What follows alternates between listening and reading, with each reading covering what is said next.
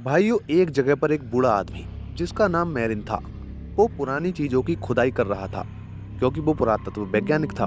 खुदाई के दौरान उसे बहुत सारी अशुभ चीजें मिलती हैं, जैसे कि कोई घड़ी जो कि चलते चलते रुक जाती है। और मैरिन को भी कुछ अजीब सा लगने लगता है और इसीलिए मैरिन उसी चीज की खोज स्टार्ट कर देता है। और अंत में मैरिन एक ऐसी जगह पहुंच जाता है जहां उसे सभी सवालों के जवाब मिलने वाले थे। और अंत में मेरिन को एक अजीब तरह की आकृति दिखाई देती है। वो उसको लगातार घूर रहा था और घूरते घूरते ये सीन चेंज कर दिया जाता है। दूसरी तरफ हम अमेरिका में आते हैं, जहां हमें एक सफल अभिनेत्री क्रिस नाम की लेडीज को दिखाया जाता है, जो कि अपने ही घर में कुछ अजीब तरह की घटनाओं को महसूस कर रही थी। क्रिस अपने घर में एक अपनी 12 साल की बेटी रेगन के साथ रहती थी। हर दिन की तरह क्रिस उस दिन भी अपने फिल्म की शूटिंग करने के लिए गई हुई थी। शूटिंग के दौरान क्रिस को वहां पर एक फादर भी मिलते हैं जिनका नाम कर्रस था। कर्रस एक निकटवर्ती चर्च में गिरजाघर के सदस्यों को परामर्श देते हैं। इसके बाद हमें कर्रस की कहानी दिखाई जाती है, जो कि अपने घर में अपनी एक अकेली माँ के साथ रहते थे। वो अपनी माँ को हमेशा उस घर से जाने के लिए कहते थे और किसी अच्छी जगह पर इलाज के लिए कहते थे। लेकिन कर्रस की माँ उस घर को छोड़कर नहीं जाती थी, क्योंकि उस घर से उनकी काफी ज्यादा यादें जुड़ी हुई थी। तभी हम क्रिस की बेटी रेगन को देखते हैं, जो अपनी माँ को एक गेम के बारे में बताती है और उनसे कहती है कि इस गेम को वो अकेला ही खेल सकती है। ये सुनकर क्रिस आश्चर्य में पड़ जाती है और रेगन से कहती है कि वो इस गेम को खेल कर दिखाए। रेगन जैसे ही उस खेल को खेलती है तो उसकी माँ उस खेल को मजाक समझती है और उस रात अपनी बेटी को अच्छे से सुला देती है। तभी उसी रात क्रिस की आँख खुलती है और वो रेगन को अपने बिस्तर पर पाती हैं। रेगन अपनी माँ को बताती हैं कि वो अपने कमरे में डर रही थी क्योंकि उसका बिस्तर तेजी से हिल रहा था। क्रिस इस बात को ज्यादा डीपली नहीं लेती है। जैसे ही क्रिस कमरे से बाहर आती है तो उसे ऊपर के कमरे से कुछ आवाजें आती हैं। उसे लगता है कि शायद वहाँ पर चूहे होंगे और वो उन्हें देखने के लिए जाने लगती है। लेकिन छानबीन के दौरान क्रिस को वहाँ अपना नौकर दिखता है। क्रिस अपने नौकर को डांटती है और कहती है कि आगे से रात को कोई भी ऐसी हरकत ना करे।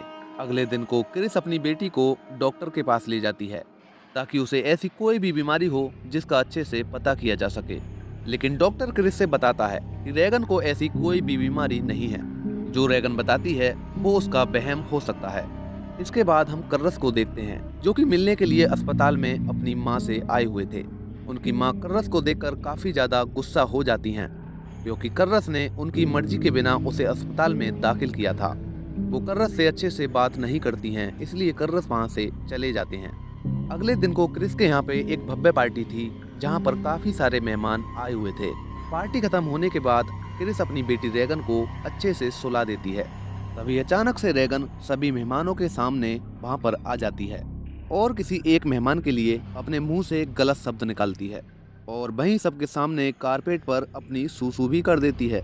मेहमानों के जाने के बाद क्रिस रेगन को नहलाती है और उसको बिस्तर पर सुलाने के बाद वहां से जाने लगती है। लेकिन जैसे ही उसके कमरे से बाहर निकलती है, उसे रेगन के कमरे से आवाजें आने लगती हैं। जाकर देखती है तो रेगन का बेड काफी जोरों से हिल रहा था। रेगन को बचाने के लिए क्रिस भी उसके बेड के ऊपर कूद जाती है, लेकिन इसके बाद भी बेड हिलना बंद नहीं होता है। तभी हम कर्रस को देखते हैं, जिसकी माँ उसके सामने ही मौत के मुंह में चली जाती है और उसी दिन कर्रस की माँ का देहांत हो जाता है। दूसरी तरफ क्रिस रेगन को डॉक्टर के पास लेकर आती है ताकि उसकी बीमारी का पता लगाया जा सके। लेकिन डॉक्टर क्रिस को बताते हैं कि रेगन को कोई दिमागी बीमारी है। क्रिस के हिसाब से डॉक्टर कुछ भी पता लगाने में पूरी तरह से असमर्थ थे, क्योंकि आज तक उन्होंने ऐसी बीमारी नहीं देखी थी। इसके बाद वे रेगन का एक और परीक्षण करते हैं, जिसमें वो रेगन को नीचे लिटाते हैं और उसकी गर्दन पर इंजेक्शन लगाते हैं। इसके बाद वे उसके ब्लड की जांच करते हैं और इसके बाद वे उसके सिर के एक्सरे भी लेते हैं। लेकिन एक्सरे देखने के बाद रेगन के एक्सरे में ऐसा कुछ नहीं पाया जाता जिससे वे कुछ साबित कर सकें। तभी अचानक रेगन के कमरे से जोरों से आवाजें आने लगती हैं। वे जाकर जैसे ही देखते हैं तो रेगन वहाँ पर आपत्तिजनक स्थिति में थी। रेगन वहाँ पर एक नुकीले हथियार को अपनी योनि में बार बार डाल रही थी और बार बार इसे करो चिल्ला रही थी। ये देखने के बाद वहाँ पर सभी खड़े डॉक्टर डर जाते हैं और बाहर आने के बाद क्रिस को समझाते हैं कि उन्हें किसी अच्छे डॉक्टर को रेगन को दिखाना चाहिए। तभी उसी शाम रेगन के घर पर एक आदमी आता है, जो क्रिस को बताता है कि तुम्हारे यहाँ का नौकर मर चुका है और उसकी मौत रेगन के कमरे की खिड़की से कूद कर हुई है। क्रिस को वहाँ पर कुछ भी समझ में नहीं आता है। इसके तुरंत बाद रेगन अचानक से उल्टी सीढ़ियों के बल नीचे उतर आती है, जिसे देखने के बाद रेगन की माँ काफी ज्यादा डर जाती है। तभी अगले दिन क्रिस रेगन को एक अच्छे डॉक्टर से मिलवाती है, जो कि ये पता लगाएगा कि आखिर रेगन को हुआ क्या है। डॉक्टर रेगन से उसका नाम पूछने की कोशिश करता है कि आखिर तुम कौन हो।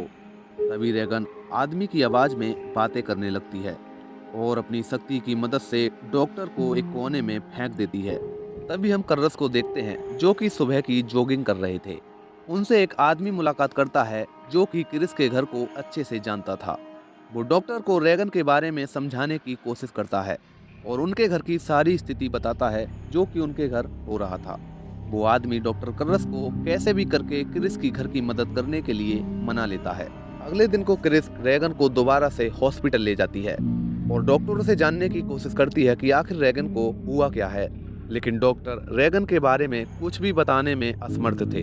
वो बार बार क्रिस से रेगन को दिमागी बीमारी बता रहे थे। ये बात सुनकर क्रिस बहुत ज्यादा गुस्से में आ जाती है और डॉक्टरों को खरी खोटी भी सुना देती है। तभी उसी शाम क्रिस के घर का दरवाजा खटकता है, क्योंकि वही आदमी जो कि डॉक्टर कर्रस से मिला था, वो क्रिस के घर पर आया था। वो क्रिस से डॉक्टर कर्रस के बारे में बताता है, लेकिन क्रिस को किसी की बातों पर विश्वास करने से ज्यादा अपनी बेटी की जान थी, इसीलिए वो उस आदमी की बातों पर विश्वास कर लेती है और उस आदमी से कहती है कि वो अपनी बेटी की जान बचाने के लिए कुछ भी करने को तैयार है। उस आदमी के जाने के बाद क्रिस रेगन के कमरे में जाती है और जैसे ही कमरे को खोलती है तो वो पाती है कि कमरे के सारे सामान हवा में उड़ रहे थे।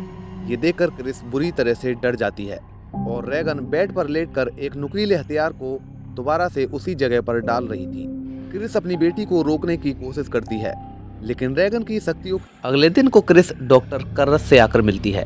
वो उनसे अपनी बच्ची की सारी हरकतें और सारी बातें बताती है। डॉक्टर बातें सुनकर क्रिस से कहते हैं कि मुझे सही से उसकी जांच करनी पड़ेगी। डॉक्टर क्रिस को वादा करते हैं कि वो उनकी बच्ची को बचाकर ही रहेंगे। इसके बाद क्रिस डॉक्टर कर्रस को अपने घर पर ले आती है।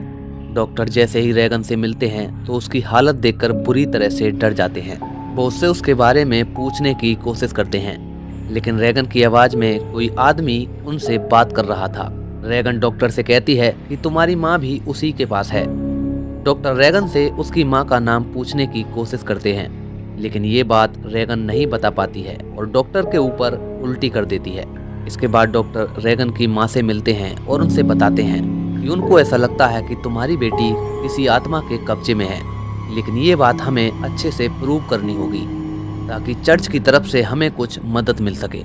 इसीलिए अगले दिन को डॉक्टर एक रिकॉर्डिंग के साथ रेगन के कमरे में जाते हैं और उससे हर तरह की भाषा में बात करने की कोशिश करते हैं। मजे की बात ये थी कि डॉक्टर की भाषा का जवाब रेगन उसी भाषा में दे रही थी। ये देखने के बाद डॉक्टर बुरी तरह से चौंक जाते हैं और रेगन के ऊपर छिड़कने के लिए एक नॉर्मल वाटर निकालते हैं, लेकिन रेगन से बताते हैं कि ये एक चर्च का वाटर है। चर्च का नाम सुनते ही रेगन डॉक्टर से कहती है कि ये वाटर बहुत ज्यादा जलता है और छिड़कते टाइम उनके सामने जोर जोर से चिल्लाने लगती है। इसके बाद डॉक्टर रेगन की रिकॉर्डिंग को अपने घर पर आकर सुनते हैं। तभी अचानक क्रिस का फोन डॉक्टर कर्रस के पास आता है और वो उन्हें अपने घर पर बुलाती हैं और सीधे ही रेगन के कमरे में ले जाती है।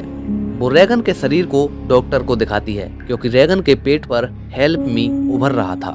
अगले दिन को डॉक्टर कर्रस चर्च में परमिशन लेने के लिए जाते हैं ताकि वो चर्च की मदद से बुरी आत्मा को कब्जे में कर सकें। वो चर्च के मैनेजर को रेगन की सारी बातों को ध्यान से बताते हैं।